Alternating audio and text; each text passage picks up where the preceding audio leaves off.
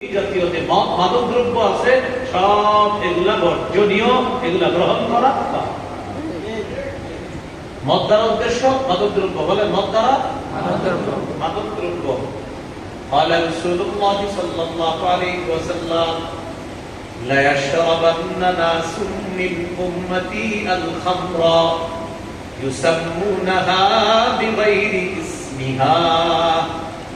নবীজি বলেন, আমার উম্মতের একদল মদ খাবে, মদের নামটা তারা পাল্টায় দিবে, মদের নাম পাল্টায় তারা মদ খাবে, মাদক দ্রব্য সেবন করবে, নামটা পাল্টায় দিবে। এই তুমি মদ খাও, বলবে মদ না তো, এটা গাঁজা। এই তুমি মদ খাও, মদ না, এটা ইয়াবা। তুমি মদ খাও কখনো, এটা বাবা। মানে মাদক দ্রব্যের নাম পাল্টায় দিবে, কিন্তু মাদক দ্রব্য। নবী বলছে এরকম করবে। আপনারা বলেন করবে না চলছে? এটা বর্জনীয়। 2 নাম্বার মাইসির, জুয়া। জুয়া কাকে বলে সহজে বুঝাই। চা দোকানে খেলা চলতেছে, যুবক ছেলেরা দাঁড়ায় দাঁড়ায় খেলা দেখতেছে। এক ছেলে আরেক ছেলেকে বলা, এই ওভারে 10 রানের বেশি হবে, হলে এত টাকা, না হলে এত টাকা। ইহাকে বলে আধুনিক জুয়া। আমাদের এলাকায় না থাকলেও বাংলাদেশে হচ্ছে। এটা জুয়া। বলে এটা করণীয় না বর্জনীয়? কানে কানে বলবেন, ভাইয়া এটা বর্জনীয়, এটা করা পাপ, চলে আসো।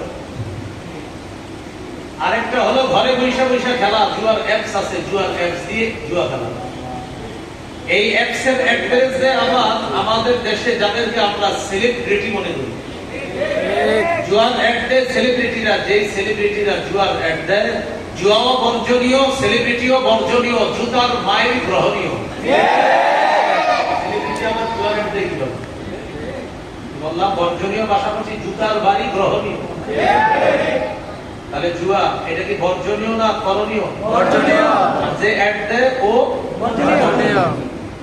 আল্লাহ আমাদেরকে মদ, জুয়া এগুলো বর্জন করার তৌফিক দান করুন। আমিন।